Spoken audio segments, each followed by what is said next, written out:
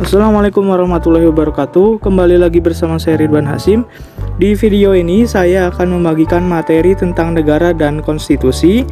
Nah, pada materi ini kalian akan mempelajari tentang esensi, urgensi, dan nilai norma konstitusional Undang-Undang Dasar Negara Republik Indonesia tahun 1945 dan konstitusionalitas peraturan perundang-undangan di bawah Undang-Undang Dasar. Namun sebelum kamu menyimak video berikut, mohon bantu dengan mensubscribe channel ini agar semakin berkembang dan bermanfaat bagi banyak orang tentunya. Oke, terima kasih yang sudah mensubscribe. Simak sampai tuntas video berikut ini. Berikut ini terdapat satu daftar aturan atau hukum, beberapa diantaranya mengatur bagaimana pemerintahan dijalankan. Pada saat Anda menemukan peraturan atau hukum yang berisi ketentuan yang mengatur bagaimana pemerintah dijalankan, artinya Anda telah menemukan bagian dari konstitusi. Coba Anda tuliskan bagian mana yang termasuk dalam konstitusi di kolom komentar ya. Apa itu konstitusi? Konstitusi adalah seperangkat aturan atau hukum yang berisi tentang bagaimana pemerintah diatur dan dijalankan. Oleh karena itu, aturan atau hukum yang terdapat dalam konstitusi mengatur hal-hal yang amat mendasar dari suatu negara. Maka konstitusi dikatakan pula sebagai hukum dasar yang dijadikan pegangan dalam penyelenggaraan suatu negara. Konsep konstitusi dari segi bahasa atau asal katanya, secara etimologis, istilah konstitusi dikenal dalam sejumlah bahasa. Misalnya dalam bahasa Prancis dikenal dengan istilah constituer. Dalam bahasa Latin atau Italia digunakan istilah constitutio. Dalam bahasa Inggris digunakan istilah constitution. Dalam bahasa Belanda digunakan istilah constitutie. Dalam bahasa Jerman dikenal dengan istilah Verfassung. Sedangkan dalam bahasa Arab digunakan istilah Masyutiyah dalam Rianto tahun 2019. Konstituer sendiri dalam bahasa Prancis berarti membentuk atau pembentukan. Yang dimaksud dengan membentuk di sini adalah membentuk suatu negara. Konstitusi mengandung permulaan dari segala peraturan mengenai suatu negara, atau dengan kata lain bahwa konstitusi mengandung permulaan dari segala peraturan mengenai negara. Pembentukan suatu negara atau menyusun dan menyatakan suatu negara dan sebagai peraturan dasar mengenai pembentukan negara. Fungsi konstitusi antara lain: pertama, konstitusi berfungsi sebagai landasan konstitusionalisme. Landasan konstitusionalisme adalah landasan berdasarkan konstitusi, baik konstitusi dalam arti luas maupun konstitusi dalam arti sempit. Konstitusi dalam arti luas meliputi undang-undang dasar, undang-undang organik, peraturan perundang-undangan lain, dan konvensi. Sedangkan konstitusi dalam arti sempit berupa undang-undang dasar. Kedua, konstitusi berfungsi untuk membatasi kekuasaan pemerintah sedemikian rupa sehingga penyelenggaraan kekuasaan tidak bersifat sewenang-wenang. Dengan demikian, diharapkan hak-hak warga negara akan lebih terlindungi. Gagasan ini dinamakan konstitusionalisme, yang oleh Frederick dijelaskan sebagai gagasan bahwa pemerintah merupakan suatu kumpulan kegiatan yang diselenggarakan oleh dan atas nama rakyat, tetapi yang dikenakan beberapa pembatasan yang diharapkan akan menjamin bahwa kekuasaan yang diperlukan untuk pemerintahan itu tidak disalahgunakan oleh mereka yang mendapat tugas untuk memerintah. 3. Membatasi atau mengendalikan kekuasaan penguasa agar dalam menjalankan kekuasaannya tidak sewenang-wenang terhadap rakyatnya. 4. Memberi suatu rangka dasar bagi hukum perubahan masyarakat yang diciptakan tahap berikutnya. 5. Dijadikan landasan penyelenggaraan negara menurut suatu sistem ketatanegaraan tertentu yang dijunjung oleh semua warga negaranya. 6. Menjamin hak-hak asasi warga negara.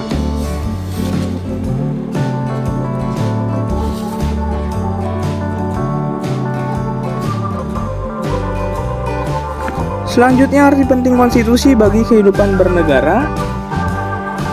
Menurut Hobbes, manusia pada status naturalis bagaikan serigala, hingga timbul adagium homo homini lupus, atau man is a wolf to this fellow man, artinya yang kuat mengalahkan yang lemah. Lalu timbul pandangan belum omnium contra omnes, atau perang semua lawan semua. Hidup dalam suasana demikian pada akhirnya menyadarkan manusia untuk membuat perjanjian antara sesama manusia yang kemudian dikenal dengan istilah factum unionis. Selanjutnya timbul perjanjian rakyat menyerahkan kekuasaannya kepada penguasa untuk menjaga perjanjian rakyat yang dikenal dengan istilah factum subjectionis.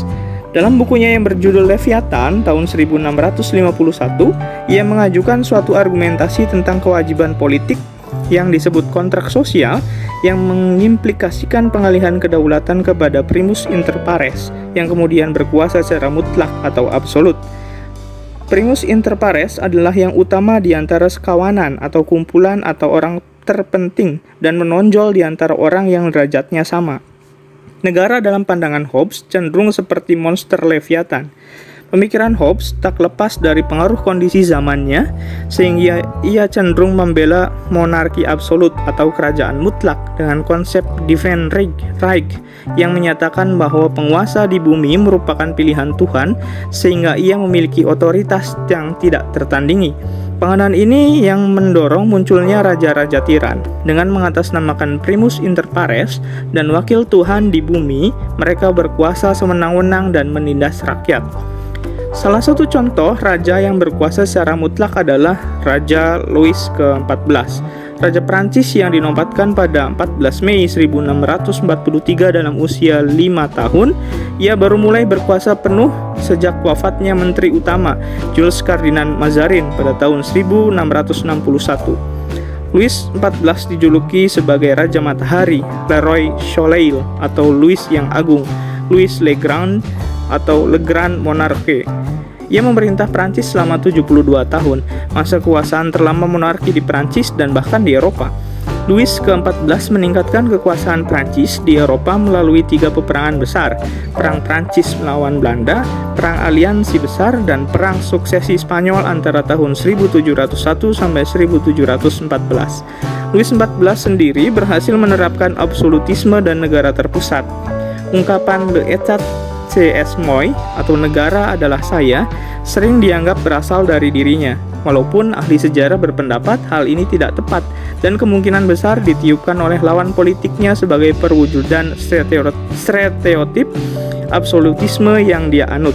Seorang penulis Prancis, Louis de Roffroy, bahkan mengaku bahwa ia mendengar Louis XIV berkata sebelum ajalnya, "Je m'en vais m'en état demeurereu toujours." Saya akan pergi, tetapi negara akan tetap ada. Akibatnya pemerintahan yang absolut, Louis XIV berkuasa dengan sewenang-wenang. Hal itu menimbulkan kesengsaraan dan penderitaan yang luar biasa pada rakyat. Sepeninggal dirinya, kekuasaannya yang mutlak dilanjutkan oleh raja-raja berikutnya hingga Louis ke-16. Kekuasaan Louis XVI akhirnya dihentikan dan dia ditangkap pada revolusi 10 Agustus dan akhirnya dihukum dengan guillotine untuk dakwaan pengkhianatan pada 21 Januari 1793 di hadapan para penonton yang menyoraki hukumannya. Gagasan untuk membatasi kekuasaan raja atau dikenal dengan istilah konstitusionalisme yang mengandung arti bahwa penguasa perlu dibatasi kekuasaannya dan karena itu kekuasaannya harus diperinci secara tegas. Sebenarnya sudah muncul sebelum Louis ke-16 dihukum dengan guillotine. Sementara itu, seorang ahli konstitusi berkebangsaan Jepang, Naoki Kobayashi, mengemukakan bahwa Undang-Undang Dasar membatasi dan mengendalikan kekuasaan politik untuk menjamin hak-hak rakyat. Melalui fungsi ini, Undang-Undang Dasar dapat memberi sumbangan kepada perkembangan dan pembinaan tatanan politik yang demokratis. Konstitusi memuat beberapa pokok. Pada awal era reformasi, atau pertengahan tahun 1998, muncul beberapa hal yang tidak dikehendaki oleh rakyat karena konstitusi tidak berjalan sebagaimana mestinya. Nah, sebenarnya ini ada muatan yang terdapat dalam konstitusi. Yang pertama adalah organisasi negara, misalnya pembagian kekuasaan antara badan legislatif, eksekutif, dan yudikatif. Pada negara federal, pembagian kekuasaan antara pemerintah federal dan pemerintah negara-negara bagian, dan tentang prosedur menyelesaikan masalah pelanggaran yurisdiksi atau salah satu badan pemerintahan. Kedua, hak asasi manusia. Dalam Undang-Undang Dasar 1945 misalnya diatur secara khusus dalam bab 10A, pasal 28A sampai pasal 28J. Prosedur mengubah Undang-Undang Dasar. Dalam Undang-Undang Dasar 1945 misalnya diatur secara khusus dalam bab 16 pasal 37 tentang perubahan Undang-Undang Dasar. Kemudian ada kalanya juga memuat larangan untuk mengubah sifat tertentu dari Undang-Undang Dasar. Hal ini biasanya terdapat jika para penyusun Undang-Undang Dasar ingin menghindari terulangnya kembali hal-hal yang baru saja diatasi, seperti misalnya munculnya seorang diktator atau kembalinya suatu monarki. Undang-Undang Dasar Federal Jerman misalnya melarang untuk mengubah sifat federalisme dari Undang-Undang Dasar oleh karena dikhawatirkan bahwa sifat unitarianisme dapat melicinkan jalan untuk munculnya kembali seorang diktator seperti Hitler. Dalam Undang-Undang Dasar 1945, misalnya diatur mengenai ketetapan bangsa Indonesia untuk tidak akan mengubah bentuk negara kesatuan Republik Indonesia yang terdapat dalam pasal 37 ayat 5. Dan kelima, memuat cita-cita rakyat dan asas-asas ideologi negara. Ungkapan ini mencerminkan semangat atau spirit yang dilakukan oleh penyusun Undang-Undang Dasar yang ingin diabadikan dalam Undang-Undang Dasar sehingga mewarnai seluruh naskah itu. Misalnya Undang-Undang Dasar Amerika Serikat yang menonjolkan keinginan untuk memperkokoh penggabungan 13 koloni dalam suatu uni. Menegaskan dalam permulaan Undang-Undang Dasarnya, kami, rakyat Amerika Serikat, dalam keinginan untuk membentuk suatu uni yang lebih sempurna, menerima Undang-Undang Dasar ini untuk Amerika Serikat. Nah, begitupun dalam Undang-Undang Dasar 1945 yang tercermin dalam pembukaannya. Dinamika Konstitusi Indonesia. Ini bisa dilihat bagaimana perjalanan konstitusi di Indonesia dari awal kemerdekaan hingga sekarang. Sebagai sejarah, pada pertengahan 1997, negara kita dilanda krisis ekonomi dan moneter yang sangat hebat. Krisis ekonomi dan moneter yang melanda Indonesia ketika itu merupakan suatu tantangan yang sangat berat. Akibat dari krisis tersebut, harga-harga melambung tinggi, sedangkan daya beli masyarakat terus menurun. Sementara itu, nilai tukar rupiah terhadap mata uang asing, misalnya dolar Amerika Serikat, semakin merosot. Menyikapi kondisi seperti itu, pemerintah berusaha menanggulanginya dengan berbagai kebijakan. Misalnya, kondisi ekonomi tidak kunjung membaik, bahkan kian hari semakin tambah parah. Krisis yang terjadi meluas pada aspek politik, masyarakat mulai tidak lagi mempercayai pemerintah. Maka timbullah krisis kepercayaan pada pemerintah, yang akhirnya munculkan gelombang unjuk rasa besar-besaran yang terjadi di Jakarta dan di daerah-daerah. Unjuk rasa tersebut dimotori oleh mahasiswa, pemuda, dan berbagai komponen bangsa lainnya. Pemerintah sudah tidak mampu lagi mengendalikan keadaan. Hingga pada 21 Mei 1998, Presiden Soeharto menyatakan berhenti dari jabatannya. Berhentinya Presiden Soeharto ini menjadi titik awal era reformasi di tanah air. Oke, berikut adalah tuntutan-tuntutan reformasi.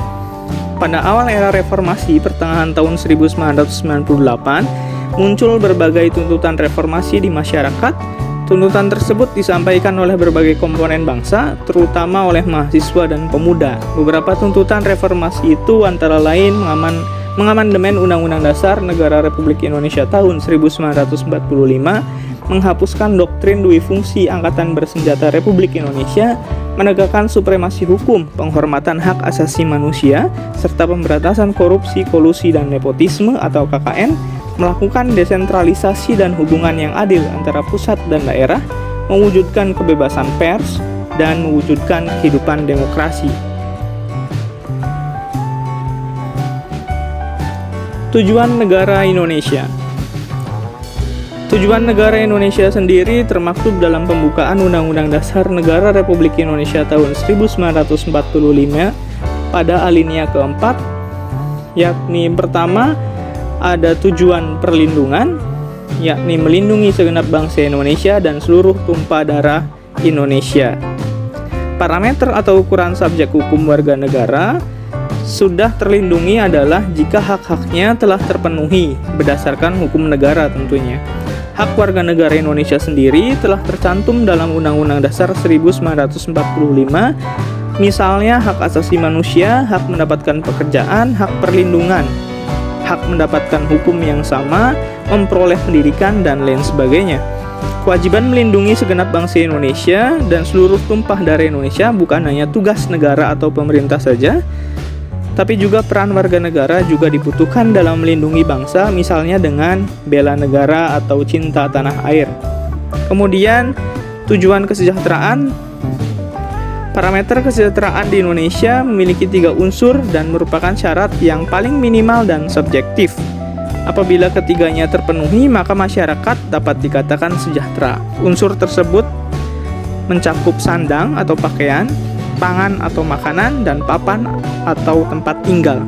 Kesejahteraan juga tidak hanya mencakup tentang ekonomi dan materi, namun kesejahteraan lahir dan batin. Kesejahteraan lahir dan batin adalah terciptanya rasa aman, gotong royong, saling menghargai, saling menghormati masing-masing individu dan kelompok, dan juga masyarakat yang adil, makmur, dan setara. Kemudian tujuan pencerdasan.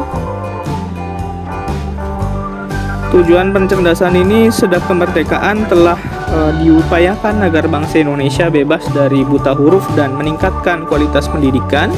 Mencerdaskan kehidupan bangsa juga merupakan tugas negara, pemerintah, dan masing-masing individu untuk berusaha meraih jenjang pendidikan yang terbaik, karena dengan adanya masyarakat yang cerdas, pembangunan dan kemajuan negara akan semakin mudah dicapai. Yang dapat dilakukan oleh warga negara untuk mencapai tujuan pencerdasan adalah dengan mengejar pendidikan hingga setinggi-tingginya, menjadi masyarakat yang pandai dan cerdas, dan mampu memajukan dan menyejahterakan taraf hidup sebuah bangsa, atau dalam hal ini adalah Indonesia. Dan terakhir adalah tujuan perdamaian. Tujuan ketertiban dan perdamaian juga terdapat dalam Undang-Undang Dasar alinea keempat. Perdamaian merupakan cita-cita bagi semua negara tentunya. Istilah damai sendiri dalam ilmu politik terdapat 2 macam, yaitu perdamaian di dalam negeri dan damai atau perdamaian di luar negeri. Tujuan negara yang tercantum dalam Undang-Undang Dasar 1945 dapat diterapkan dalam pelaksanaan pemerintahan Indonesia.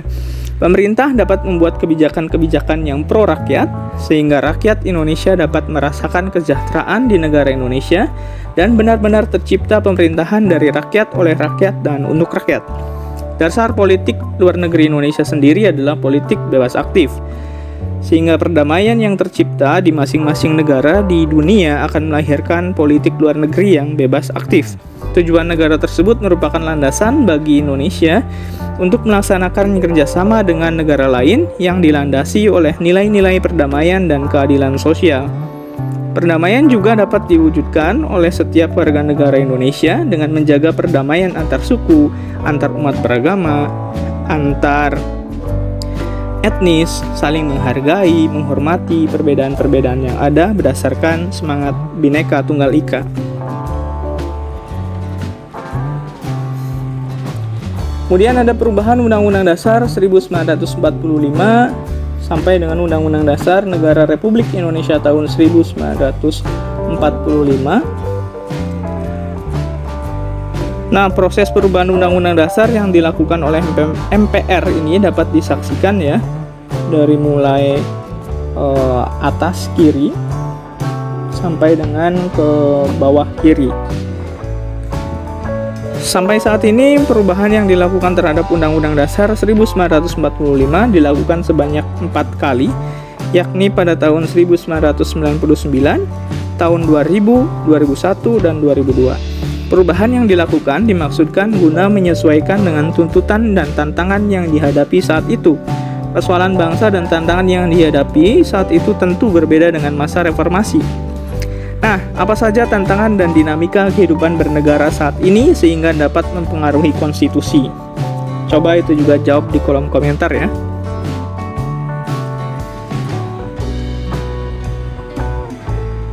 Oke, kemudian tata urutan peraturan perundang-undangan.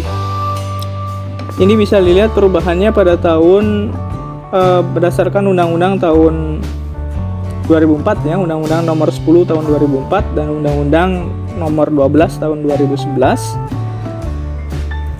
Tentu yang harus menjadi catatan adalah dalam negara modern, penyelenggaraan kekuasaan negara dilakukan berdasarkan hukum dasar atau konstitusi.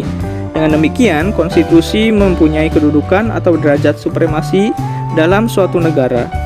Yang dimaksud dengan supremasi konstitusi adalah konstitusi memiliki kedudukan tertinggi dalam tertib hukum suatu negara. Undang-Undang Dasar 1945 sebagai konstitusi negara Indonesia memiliki kedudukan sebagai tertib hukum tertinggi dan sebagai hukum dasar negara. Sebagai hukum tertinggi negara, Undang-Undang Dasar 1945 menduduki posisi paling tinggi dalam jenjang norma hukum di Indonesia. Bisa dilihat dari kedua undang-undang yang berubah ini, pada dasarnya Undang-Undang Dasar tetap berada di posisi paling atas atau sebagai tertib hukum tertinggi. Jenjang norma hukum di Indonesia terwujud dalam tata aturan perundang-undangan. Nah, tata urutan ini menggambarkan hierarki perundang-undangan mulai dari jenjang yang paling tinggi sampai yang paling rendah.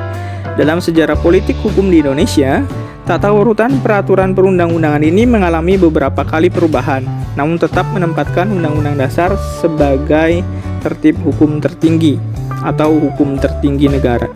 Sebagai hukum dasar dan hukum tertinggi negara, maka peraturan perundang-undangan di bawahnya itu isinya harus bersumber dan tidak boleh bertentangan dengan Undang-Undang Dasar sendiri.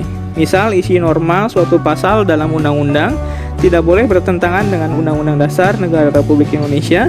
Dan dengan demikian, Undang-Undang Dasar Negara Republik Indonesia tahun 1945 sebagai konstitusi negara menjadi batu uji apakah isi peraturan di bawahnya bertentangan atau tidak. Nah, undang-undang pada dasarnya adalah pelaksanaan daripada norma-norma yang terdapat dalam Undang-Undang Dasar. Oleh karena itu, secara normatif, undang-undang tidak boleh bertentangan dengan Undang-Undang Dasar 1945. Maka jika ditemukan suatu norma dalam undang-undang yang bertentangan dengan Undang-Undang Dasar 1945, dapat melahirkan persoalan konstitusionalitas undang-undang terhadap Undang-Undang Dasar Negara Republik Indonesia tahun 1945. Dalam sistem hukum di Indonesia, lembaga negara yang berwenang menguji konstitusionalitas undang-undang terhadap Undang-Undang Dasar Negara Republik Indonesia tahun 1945 adalah Mahkamah Konstitusi.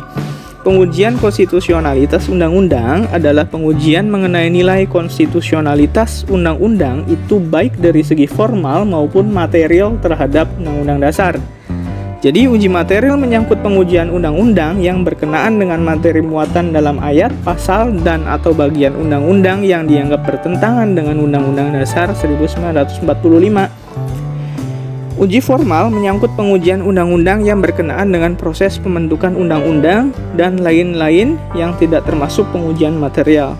Warga negara baik secara perorangan atau kelompok dapat mengajukan pengujian konstitusionalitas suatu undang-undang yang dianggap bertentangan dengan Undang-Undang Dasar 1945 ke Mahkamah Konstitusi.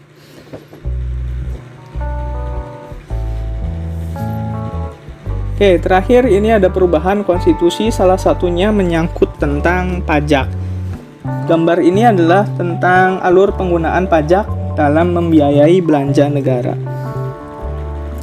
Salah satu contoh nyata hasil perubahan konstitusi kita yang sangat penting bagi upaya penyediaan dana pembangunan nasional tentu adalah di bidang pajak, di mana dalam pasal 23A berbunyi pajak dan pungutan lain yang bersifat memaksa untuk keperluan negara diatur dengan undang-undang. Pasal ini menegaskan perihal pentingnya pajak bagi keberlangsungan kehidupan negara bangsa. Oleh karenanya, setiap warga negara hendaknya menyadari atas kewajibannya dalam membayar pajak tersebut.